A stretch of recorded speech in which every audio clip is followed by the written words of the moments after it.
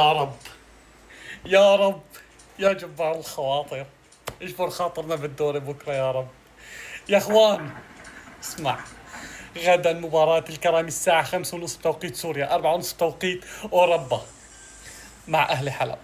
هذه المباراة الكرامي ينتصر فيها بطلا للدوري، الاتحاد ينتصر فيها بطلا للدوري، الاتحاد والكرامي يتعادلوا، الوحدي يلي حيلعب مع حطين بطلا للدوري. بإذن الله تعالى، بإذن الله تعالى كلنا ثقة.